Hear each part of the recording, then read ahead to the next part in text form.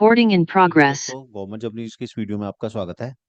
दोस्तों, आज की इस वीडियो में हम बात करेंगे एम्स भोपाल में निकली नॉन फैकल्टी जॉब्स के बारे में। दोस्तों, एम्स भोपाल में नॉन फैकल्टी जॉब्स निकली हैं। नॉन फैकल्टी जॉब्स कहते हैं, डॉक्टर्स के अलावा जो पोस्ट होती हैं उन्हें नॉन फैकल्टी जॉब्स कहते हैं। यानी ये ग्रुप सी की जॉब्स होती हैं। तो इनमें कई सारी पोस्ट पे भर्तियां निकली हैं। तो सबसे पहले जान लेते हैं हम इन पोस्ट के बारे में।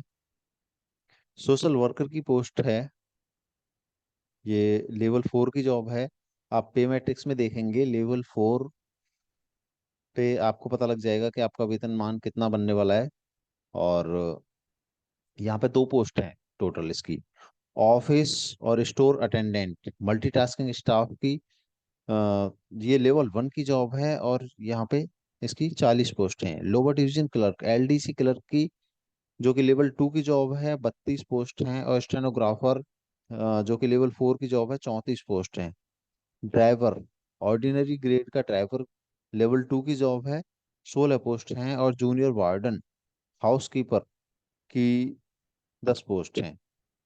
और डिसेक्शन हॉल अटेंडेंट्स, इनकी 8 पोस्ट हैं। और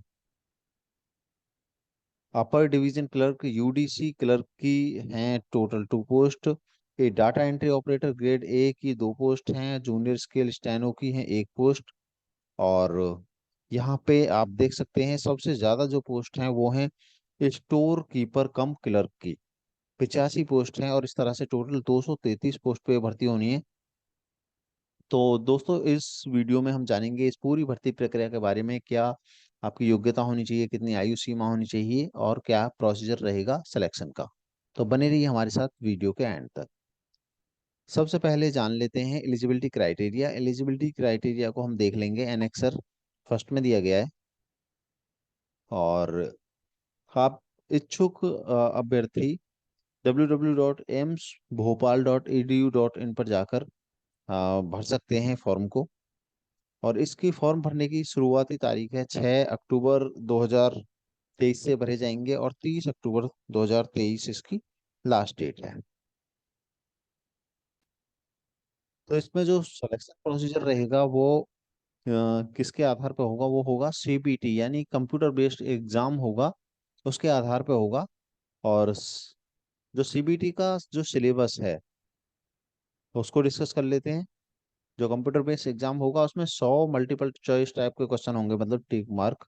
और ये 100 नंबर के होंगे। 90 मिनट का टाइम आपको दिया जाएगा।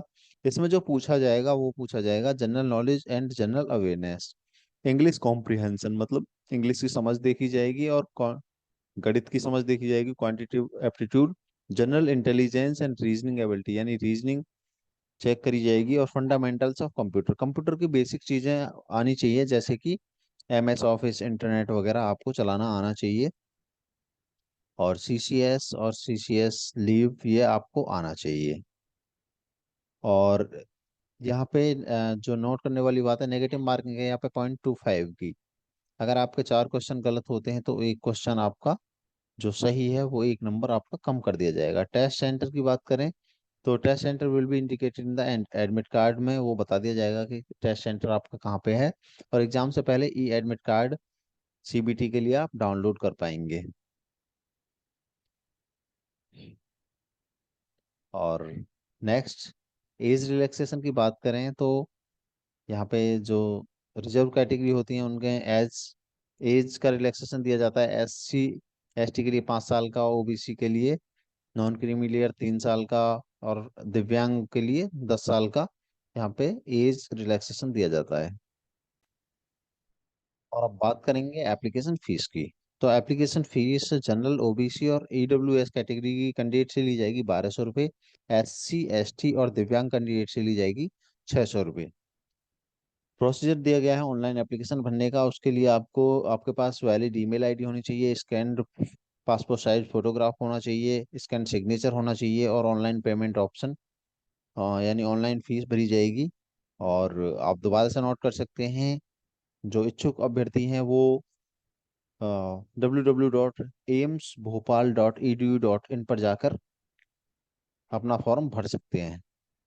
तो नेक्स्ट हम बात करेंगे अब कि जो क्वालिफिकेशन है, एजुकेशनल क्वालिफिकेशन, वो क्या क्या होनी चाहिए, क्या क्या एज लिमिट होनी चाहिए आपकी, वो एनेक्सर में दी गई है। आप देख सकते हैं एलिजिबिलिटी क्राइटेरिया अलग से दिया गया है।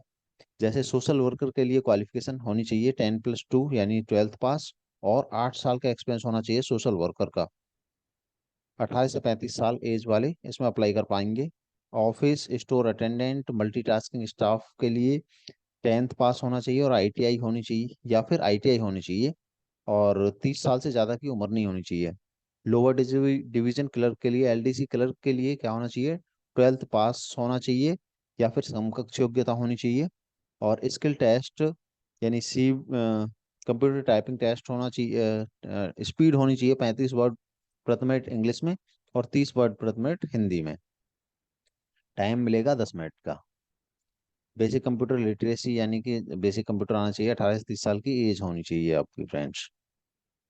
स्टेनोग्राफर के लिए एजुकेशनल क्वालिफिकेशन मांगी गई है 12वीं पास या फिर समकक्ष योग्यता और स्किल टेस्ट नॉर्म, यानी स्टेनोग्राफर का आपके पास होना चाहिए कोर्स। और डिक्टेशन यानी कि 10 मिनट पर 80 वर्ड प्रति मिनट, 80 वर्ड प्रति मिनट में आपकी स्पीड होनी चाहिए। 18 से 27 साल की एज होनी चाहिए। ड्राइवर ऑर्डिनरी ग्रेड का, तो इसके लिए 10th पास होना चाहिए। एलएमवी और एचएमवी यानी कि लाइट मोटर व्हीकल और हैवी मोटर व्हीकल का आपके पास कमर्शियल लाइसेंस होना चाहिए। 2 ईयर का एक्सपीरियंस होना चाहिए ड्राइविंग का आपके पास। 18 से 27 साल की एज होनी चाहिए। जूनियर वार्डन हाउस कीपर के लिए होना चाहिए ग्रेजुएट, और 2 ईयर का एक्सपीरियंस होना चाहिए जूनियर वार्डन के रूप में किसी भी कॉलेज में। 30 से 45 साल का आपके पास, सॉरी 30 से 45 साल एज होनी चाहिए। डाइसेक्शन हॉल अटेंडेंट यानी ये आई थिंक ऑपरेशन जो थिएटर होता है उसका अटेंडेंट होता है। तो 10+2 इसके लिए क्वालिफिकेशन होनी चाहिए, या फिर 10th पास और 3 साल का एक्सपीरियंस होना चाहिए। एज होनी चाहिए 21 से 30 साल की। अपर डिवीजन क्लर्क के लिए डिग्री यानी कि स्नातक होना चाहिए।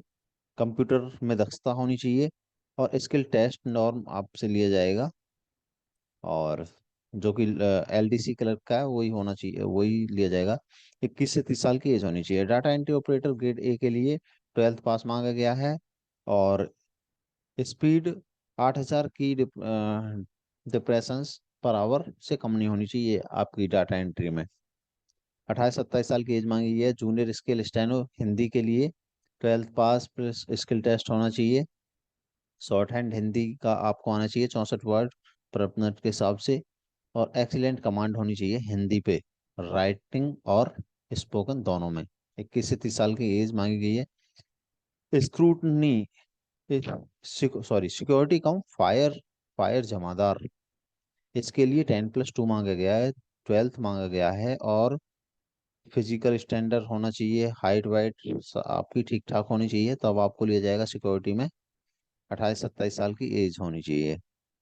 स्टोर कीपर कम क्लर्क के लिए जिसकी सबसे ज़्यादा वैकेंसी है वो ग्रेजुएट मांगा गया है, और उसके अलावा पोस्ट ग्रेजुएट डिग्री हो या फिर डिप्लोमा इन मटेरियल मैनेजमेंट होनी चाहिए, और 30 साल की एज आपकी होनी चाहिए ज़्यादा से ज़्यादा। तो फ्रेंड्स इस तरह से हमने इस भर्ती के बारे में कंप्लीटली जानकारी हासिल की। आपको हमारी ये वीडियो कैसी लगी आप हमें कमेंट करके बता सकते हैं। आपकी कोई भी क्वेरी हो तो आप पूछ सकते हैं। हमारे ये वीडियो देखने के लिए धन्यवाद, और ऐसे ही वीडियो लगातार देखते रहने के लिए हमारा चैनल गवर्नमेंट जॉब न्यूज़ अवश्य सब्सक्राइब करें। थैंक्स।